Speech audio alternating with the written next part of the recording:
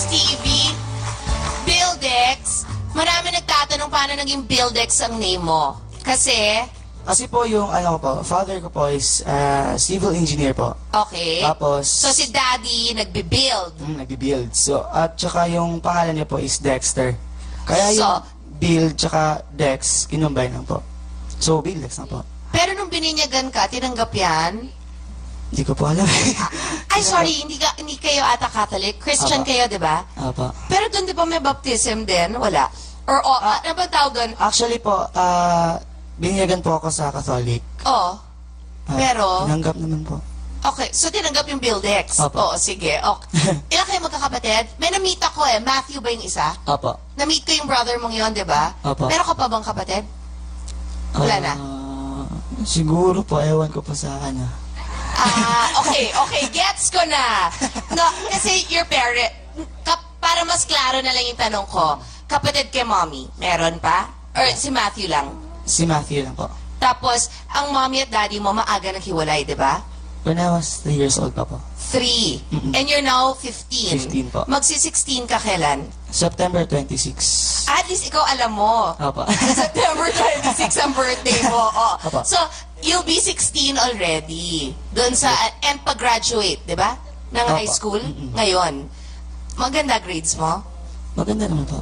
Anong maganda naman? Okay, ano? Kasi ngayon average. absent ka. Kaya nga po, matatapos na yung first grading. Hindi pa ako nakapasok. Alo? Oo. Paano yun? Nagpaalam? Nagpaalam naman po ako. Ano sabi ng school? Lagot ka. Ewan ko. Uy, paano ba to? Ngayon na may career ka na dito, mag-home study ka.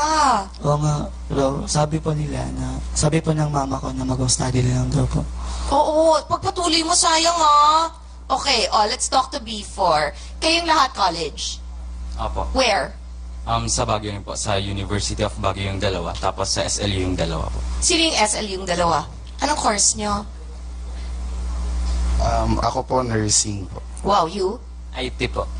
Information Technology. Kayong dalawa, anong course nyo? IT po. IT rin po. Bakit lahat kayo IT? Uso? Hindi, 4 years yan. Opo. Kasi di ba maraming merong 10 months, may 2 years, yung inyo, yung 4-year course talaga. Okay. Kayo mga cutie pie kayo, may mga girlfriend na? Opo. Good. Ba't ka nag-hesitate nung sinagot mo? Hindi na. Dapat proud. Opo. May Yes. girlfriend na po. Okay. Gano'ng katagal na kayo? Mag-1 month pa lang po. Ay, bago lang! Fresh na fresh! Bakit? Saan mo siya na-meet? Matagal na po nung high school pa po. Pero masyado pa po kaming bata nun siguro. Kaya, Kaya hinintay mo? O hinintay ka niya? parehas po kami naghintay. That's nice. Ikaw? You have girlfriend? Opo. Gano'ng katagal na? 5 years po. Oh my, how old are you? 19 po. 14 ka pa lang? Girlfriend mo na siya? Patago po. Tapos, ang tagal na nun, Fairness. Paano napapaabot ng 5 years ang relationship? Bali po kasi sa may bandang gitna, nagkaroon ng complications. Nag-break kami, nagkabalikan. Pero kapag idagdag po, since nung naging kami, 5 years. Okay.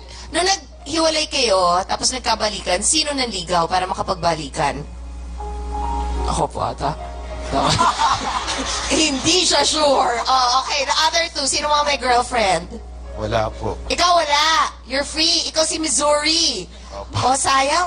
Uy, TFC yung mga magulang ko. Tapos ikaw? Wala rin po. Wala. Why not? It's complicated po. Ay, gusto kayang complicated na yan. Go. Bakit naging complicated? Nag-break lang kayo recently? Opo, pero we're social po. Ang dami ko natututunan today. We broke up but we're social. What does social mean?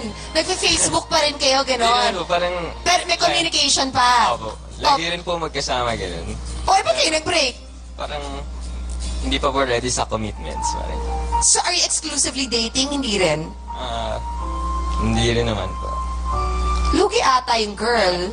Diba nakikita pa kayo pero wala na. Eto mga freestylers, ang dami nyo. So, raise your hand na lang. Sinong may jowa? Sinong may girlfriend? Ilan? Ano? Sino yung mga meron? Ay, sino may asawa na? Ikaw? Ah, anak. Bigyan mo siya ng mic. Gusto ko marinig yun. Ah, okay. Ilan taon na anak mo? 2 years pa. Ha? 2 years old. 2 years old. Oh, pero nagsasama pa kayo ng mami. Pero, 7 years ko na po siya kasama. oh, ba't di kayo kinakasal? Yun po. Siguro may time din po na gusto ko po yung handang-handa na po ako para propose sa kanya. Para ikasal kami. Oo, sige. Oo.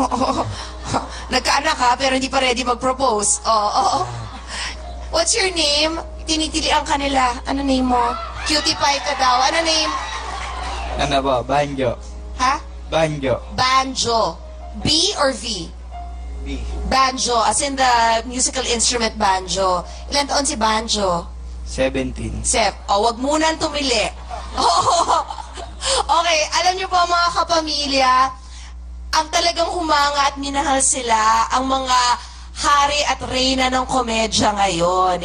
Ang comedy royalty ika nga na si Miss Ai de las Alas at si Vice Ganda. Itong dalawang to talaga ang pambato. Bakit sila minahal ng buong Pilipinas? Dahil sa kanilang talento. Please welcome Happy Feet!